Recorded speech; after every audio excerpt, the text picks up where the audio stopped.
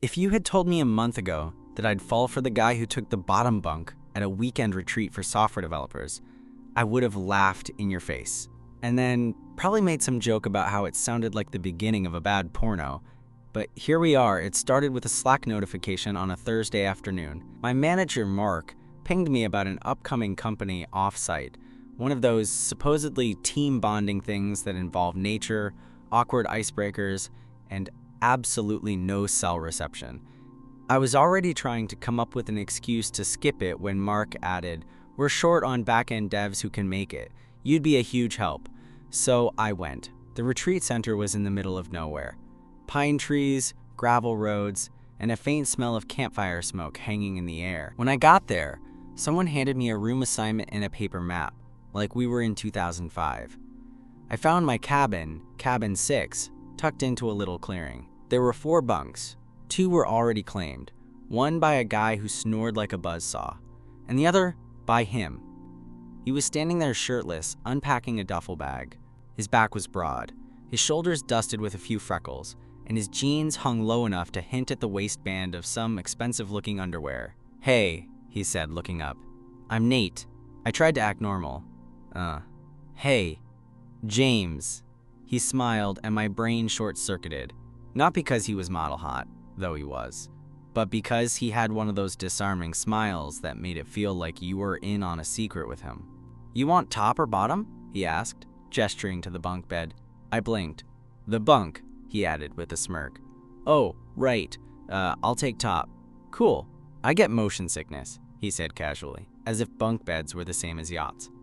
That night, I couldn't sleep, partly because of the snore, partly because the bunk mattress was about as thick as a yoga mat, but mostly because of Nate. He was quiet when the lights went out, lying below me, just a soft rhythm of breath through the darkness. But I couldn't stop thinking about that smile, or the way he'd looked at me when I introduced myself, like I was more interesting than I felt. The next morning, I found him at breakfast, stirring black coffee with a plastic knife. All the spoons were gone. "You'd think a tech retreat could afford more cutlery," he said, shrugging. "Sit with me?" I did.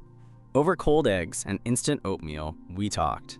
He was a front-end engineer, recently moved to Boston, played drums in a band that practiced more than they gigged. I told him about my latest bug fix that accidentally took the site down for 17 minutes and earned me a silent thumbs up from our CTO. By the end of breakfast, I had laughed more than I had in weeks. By lunch, we were a unit. Partnered up for the obstacle course, assigned to the same team for the hackathon. Everyone else called us the bunkmates, like it was a sitcom. It was on the second night that things shifted. There was a campfire. Some developer in a Patagonia fleece played guitar, and someone else passed around lukewarm beer. Nate sat next to me, our shoulders touching lightly. Every time he laughed, he leaned in just enough for me to smell the cedar in his hoodie. At one point, someone asked, "So are you two?" and waved a hand between us. Nate didn't flinch. He just looked at me, smiled, and said, Nah, he's too good for me." It was a joke, probably, but my chest tightened anyway. Later, when the fire died down and the cold started to bite, we walked back to our cabin together.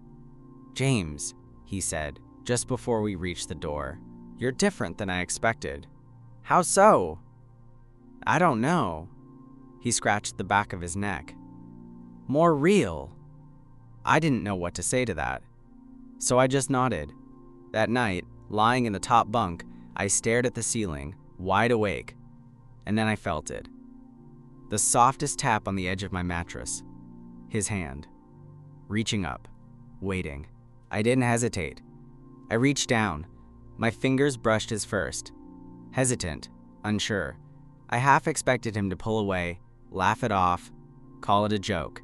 But he didn't. He held on.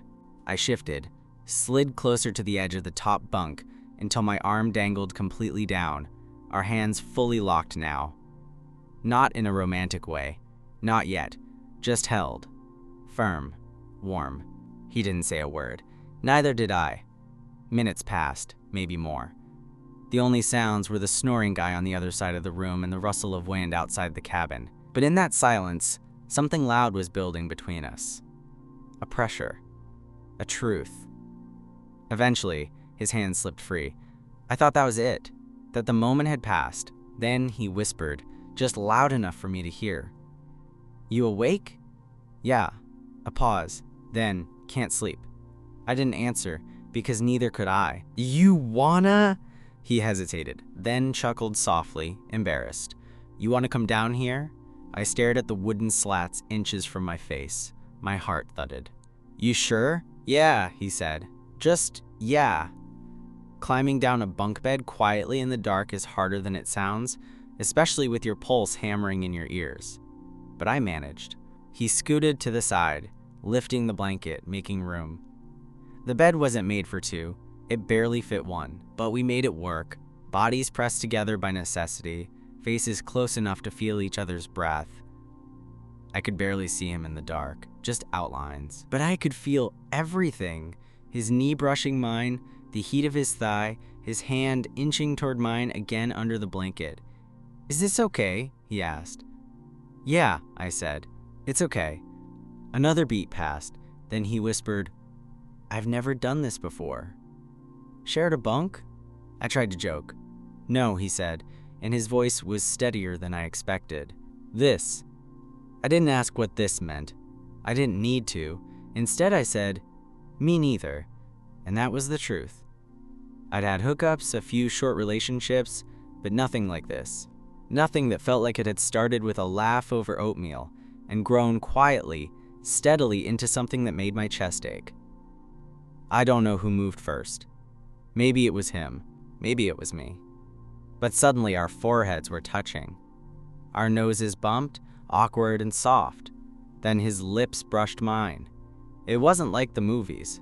No swelling music. No perfect camera angle. It was gentle, searching. A question. I answered it. The kiss deepened slowly, like we were learning each other's language, one syllable at a time. It was slow, careful, not rushed. Nothing about it felt performative or forced. Just lips on lips, breath on breath. Honest. When we pulled apart, I felt him exhale, long and shaky. "Shit," he whispered. "What?" I said. He didn't answer right away. Then he said, "This feels real." I lay there, staring at the ceiling, the shadows of tree branches dancing across it. "Yeah," I said, "it does." We didn't say much after that. Just lay there, breathing in sync, my arm across his chest, his fingers laced through mine. And for the first time in what felt like months, maybe longer, I felt still. I don't know when I fell asleep, but when I woke up, sunlight was bleeding in through the curtain cracks. Nate was already awake, lying beside me, his eyes open. "Hey," I whispered. "Hey. Sleep okay?" "Eventually," he said. "You?" "Yeah," he smiled.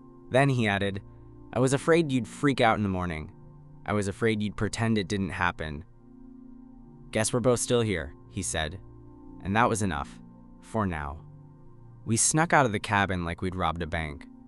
Everyone else was still asleep or pretending to be, and the two of us crept into the woods behind the retreat center, with paper cups of bad coffee and energy bars stolen from the continental breakfast table.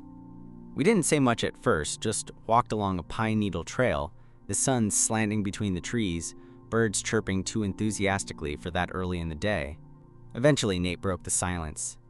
"I don't know what this is," he said, carefully peeling the wrapper off his granola bar, "but I don't hate it." I laughed under my breath. "Not the worst feedback I've ever gotten," he bumped my shoulder gently. "I'm serious."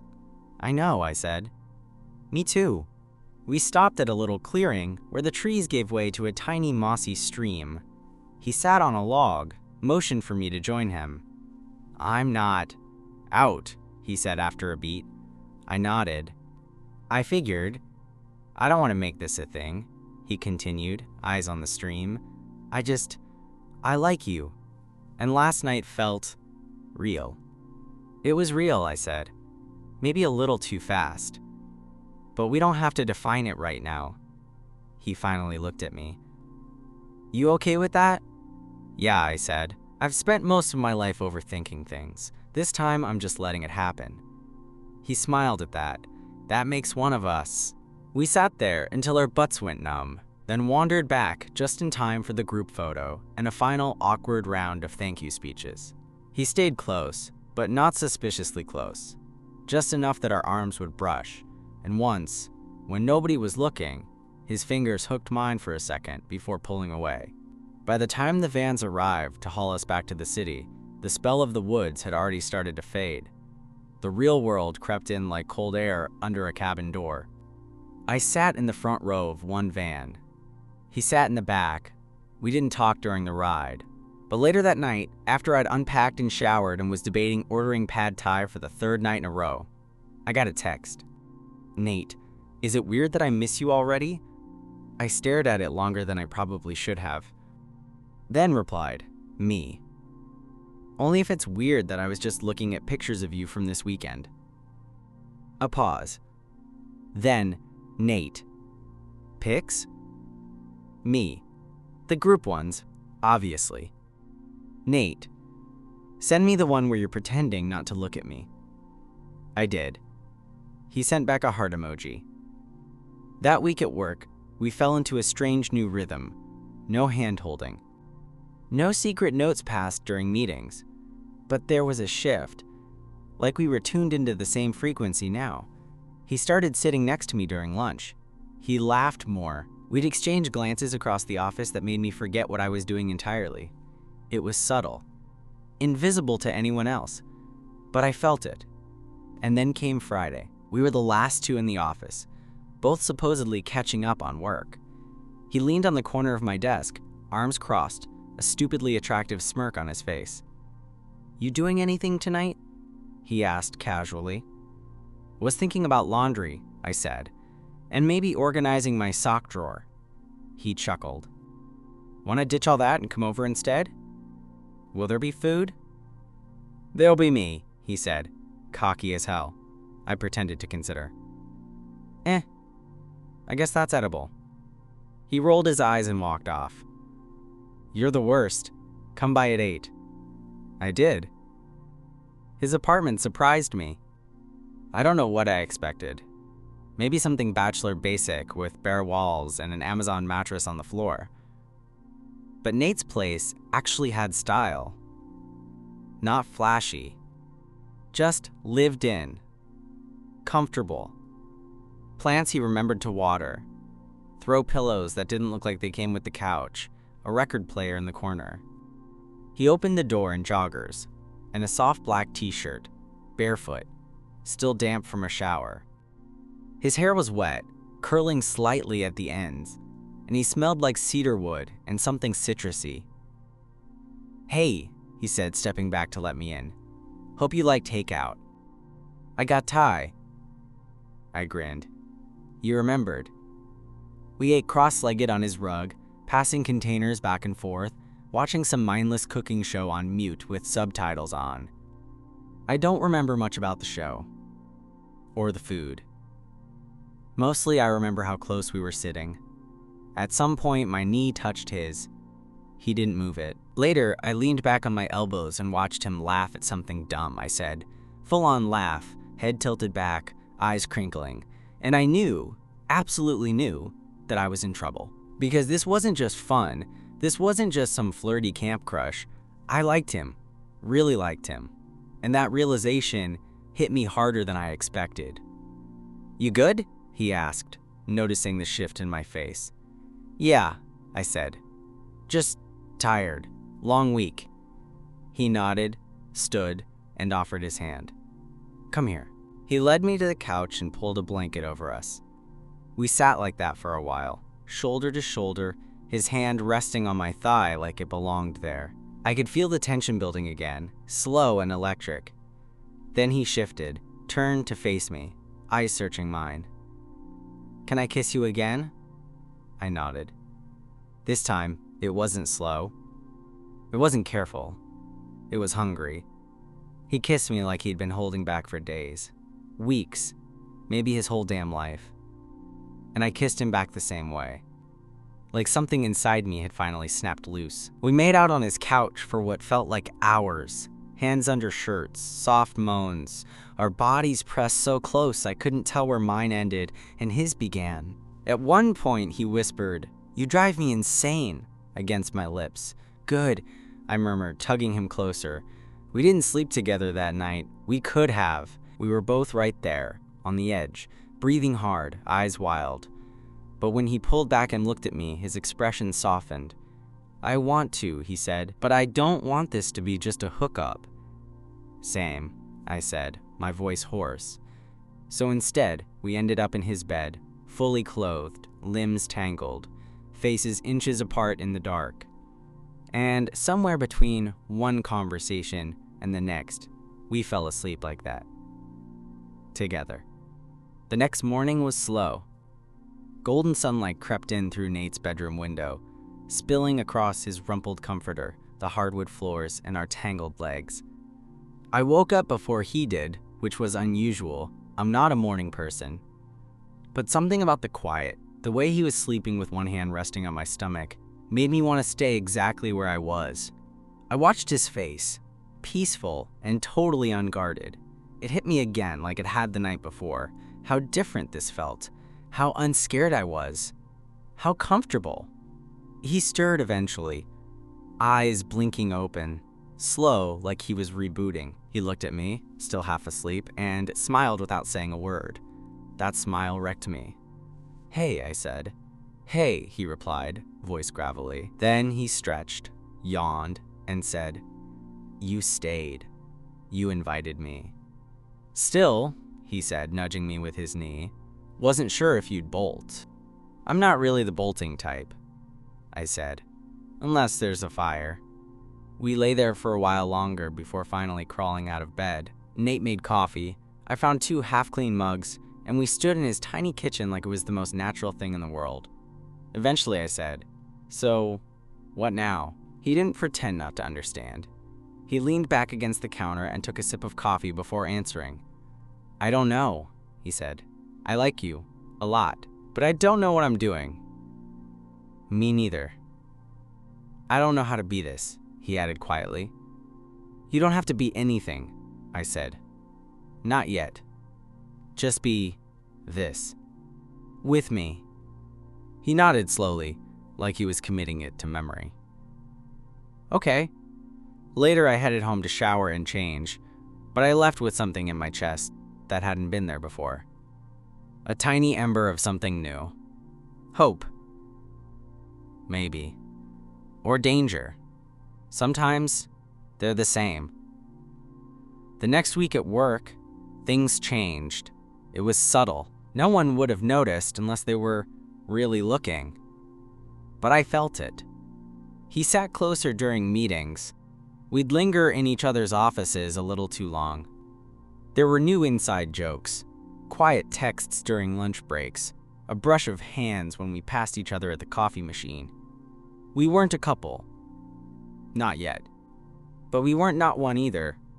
And that limbo was complicated. One night, we went to a mutual friend's birthday party at a rooftop bar. It was loud, packed, the music thumping. Nate looked unreal in a black button-down, sleeves rolled, collar slightly undone. I watched people watching him, watched him pretend not to notice. I stayed close. At one point, while I was grabbing drinks, I turned and saw someone talking to him. A guy. Cute. Confident. He leaned in close when he spoke, hand brushing Nate's arm. I stood there for a beat too long, 2 beers sweating in my hands, something dark curling in my stomach. Jealousy. It caught me off guard. When I walked over and handed Nate his drink, he blinked like he'd forgotten I was there. The guy looked at me, then at Nate. Friend of yours? He asked. Nate didn't answer right away, just looked at me. Then, finally, yeah, something like that. The guy nodded and melted back into the crowd. I didn't say anything at first. Neither did Nate. We just stood there, drinking beer that tasted like nothing. Then he said, I froze. I didn't know what to call you. I looked at him. You don't have to call me anything. I wanted to, he said. I just didn't know how. And I believed him. That was the problem. I always believed him. We didn't talk about the rooftop night again, not directly, but after that, something shifted.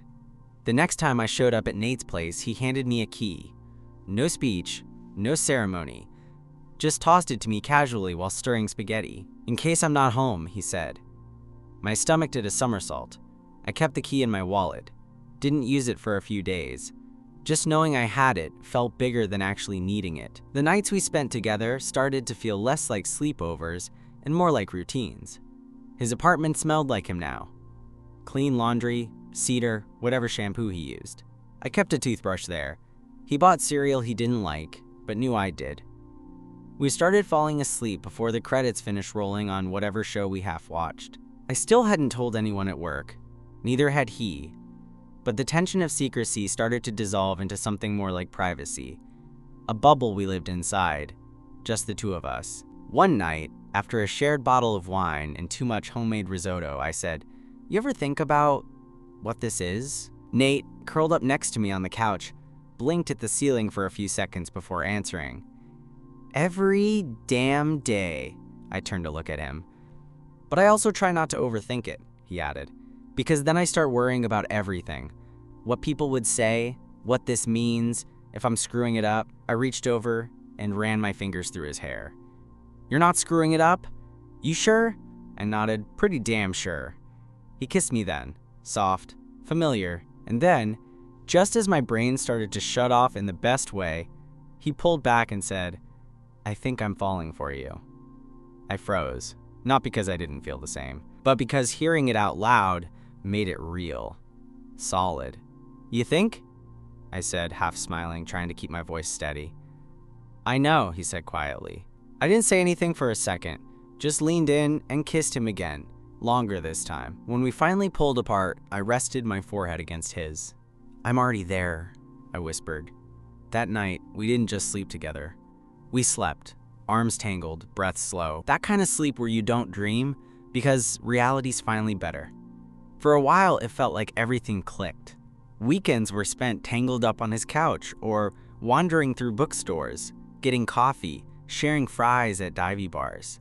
He'd leave notes in my bag, scratched on napkins or receipts, things like, "Don't forget you're hot," or "Tonight equals wine plus you." He never used the word boyfriend. Neither did I.